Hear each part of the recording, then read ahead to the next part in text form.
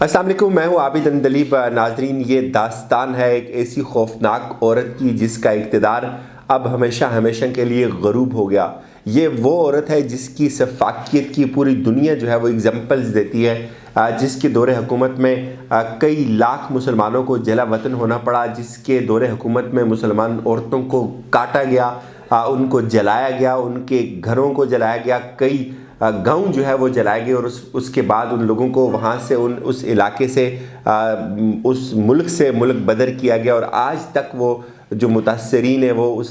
زخم چاٹ رہے ہیں اور وہ ستم جھیل رہے ہیں۔ جی، میں بالکل بات کر رہا ہوں جو آصف زرداری کی بہت آئیڈیل اور ہیرو ہے آنگ سان سو چی، میانمار کی، جو اس وقت جو سربراہ تھیں، جو ان کے پاس حکومتی زمامِ کار تھا۔ ریسنٹ الیکشن ہوئے، اس کے بعد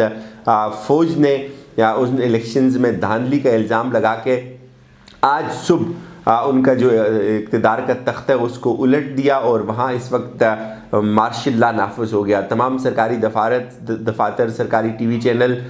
کے علاوہ جتنے بھی فلائٹ آپریشنز ہیں وہ تمام معطل ہو گئے۔ لیکن اس پوری داستان میں اس عورت کی جو انتہائی سفاک داستان ہے، اس میں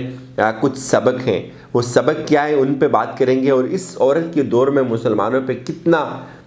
ظلم ہوا اس کا تھوڑا سا احاطہ کریں گے کہ 700 گھروں کو ایک وقت میں آگ لگائی گئی، مسلمانوں کو کاٹا گیا، ذبح کیا گیا، بچوں کو جلایا گیا۔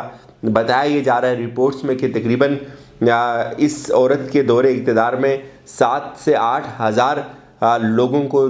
جو ہے وہ جلایا گیا، اور اس پہ یہ خاموش رہی، حالانکہ اس کے پاس نوبل انعام ہے، اس کے پاس نوبل انعام یافتہ یہ خاتون جو تھی، جو بڑی آئیڈیل تھی آصف زرداری کی، ہندوستان کی بہت آئیڈیل تھی۔ اس کا کتنا بھیانک انجام ہوا۔ آج سے ٹھیک 3 سال پہلے یہ اپنی اس فوج کے حق میں جو دنیا کی عالمی عدالت میں دلائل دیتی تھی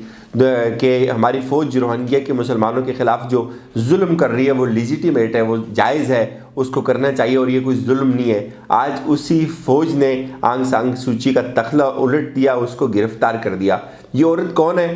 اس بات کو سمجھنا بھی بہت ضروری ہے کہ 15 سال اس نے اپنے اقتدار کے لیے جیل کاٹی۔ اس وقت اس کو ایک سمبل کے طور پہ پیش کیا جاتا تھا، پوری دنیا میں جمہوریت کی علامت سمجھا جاتا تھا اس کو، اور اس نے بڑی ایک زبردست تحریک چلائی، اور اس کے بعد جب یہ الیکشن ہوئے تو الیکشن میں اس کو بڑی واضح برتری ملی اس کی پارٹی کو، اور یہ میانمار کی جو ہے وہ لیڈر بن گئی، جس کو میانمار جو ہے وہ اس کو برما بھی کہا جاتا ہے، اور جیولوجیکل پوائنٹ آف ویو سے یہاں یہ جو سرزمین ہے، یہ جو لاوا ایرپشن ہوتی ہے اس کے لیے بڑی مشہور ہے، اس کی اسٹڈی کی جاتی ہے۔ لیکن جہاں تک اس عورت کے انعام کا تعلق ہے تو اس کو انعام اس تناظر میں دیا گیا کہ اس نے تقریباً 15 سال مسلسل جیل کاٹی، اور اس نے جمہوریت کے لیے بڑی اس وقت جو ہے وہ قربانیاں دی، اور اس وقت جب 2012 میں روہنگیا کے مسلمانوں کے اوپر کریک ڈاؤن شروع ہوا، امتیازی سلوک شروع ہوا، تو اس وقت یہ کہتی تھی کہ حکومت کا یہ کام ہے، حکومت کو یہ کام کرنا چاہیے، حکومت ناکام ہو چکی ہے ان لوگوں کو تحفظ دینے میں، اور ہماری جب حکومت آئے گی تو ہم اس کو مینیج کریں گے۔ لیکن تاریخ کا ستم دیکھیں کہ جب اس کی حکومت آ گئی 2015 کے بعد، اس کے بعد یہ جو مسلمانوں کی نسل کشی تھی یہ اتنی بڑھ گئی، آپ یقین مانیں پاکستان سے بھی لوگ گئے تھے، اقرار الحسن مجھے یاد پڑتے گئے تھے اس کی کوریج کے لیے، اور پوری دنیا میں شور مچا تھا کہ مسلمانوں کے اوپر تاریخ کا سب سے بڑا عذاب اس وقت نازل ہے، اور پوری دنیا کی سب سے بدقسمت ترین جو اقلیت تصور کیے جاتے تھے وہ روہنگیا کے مسلمان تصور کیے جاتے تھے۔ ان تمام مسلمانوں پہ اتنا بڑا کریک ڈاؤن ہوا اس کے دور میں، مسلمانوں کی نسل کشی کی گئی، ان کو مجبور کیا گیا اپنے گھروں کو چھوڑنے کے لیے، اور آپ یقین مانیے کہ اس وقت جو میانمار کا علاقہ ہے جس کی ایک طرف بے آف بنگال لگتا ہے، اوپر کو بنگلہ دیش لگتا ہے، اس بنگلہ دیش کی گورنمنٹ نے بھی اس وقت مسلمانوں کی جو مائیگریشن تھی اس پہ پابندی لگا دی تھی، اور تقریباً 7 سے 8 لاکھ لوگوں نے اپنے گھر بار، بچے، سب کچھ اپنی زمینیں چھوڑ چھاڑ کے اس ظلم ستم سے تنگ آ کے جو ہے وہ ہجرت اختیار کی تھی۔ اس وقت پریشر اتنا بڑا ناظرین، اس عورت کے حوالے سے پوری دنیا چیخنے لگی، اس کے خلاف ایک کمپین چلی کہ اس سے جو ایوارڈ ہے اس کو بھی واپس لینا چاہیے، یہ اس ایوارڈ کی حقدار نہیں، اور پھر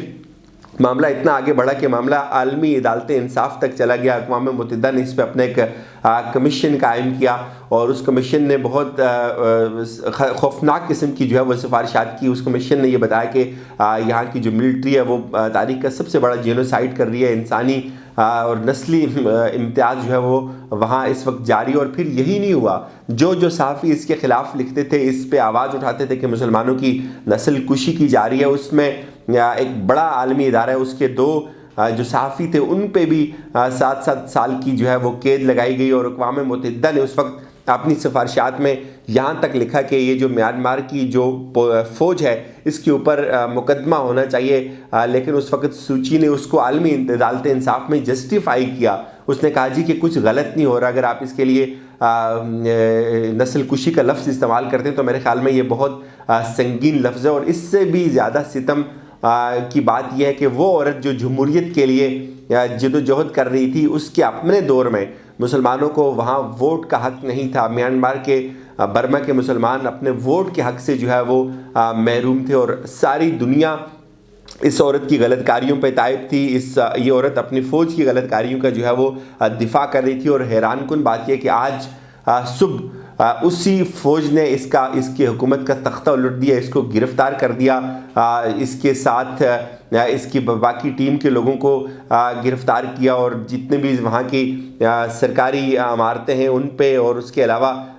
جتنے بھی فلائٹ آپریشن ہیں میانمار کے تمام معطل ہو گئے. سفارت جتنے بھی جو باقی دیگر امور تھے ان کو معطل کر دیا. اور یہ جو سفاک عورت ہے اس کا انجام انتہائی خوفناک ہوا. یہ اس میں جو سبق ہے, اس میں سبق سب سے جو زیادہ امپورٹنٹ مجھے یہ بات لگی کہ یہ تمام لوگوں کو یہ چیز سمجھنی چاہیے. جیسے ہمارا مذہبی عقیدہ کہ تلک الایام نداولھا بین الناس کے جتنے بھی دن ہوتے ہیں یہ ایک جیسے نہیں رہتے سب کے. اس وقت اتنا شدید ظلم ہوتا تھا, ہم وہ ویڈیوز دیکھتے ہوئے کانپتے تھے. اگر آپ بھی آج سرچ کریں روہنگیا کے مسلمز کے ساتھ جو کچھ ہوا, یا اس کی ہسٹری پوری اخبار بھرے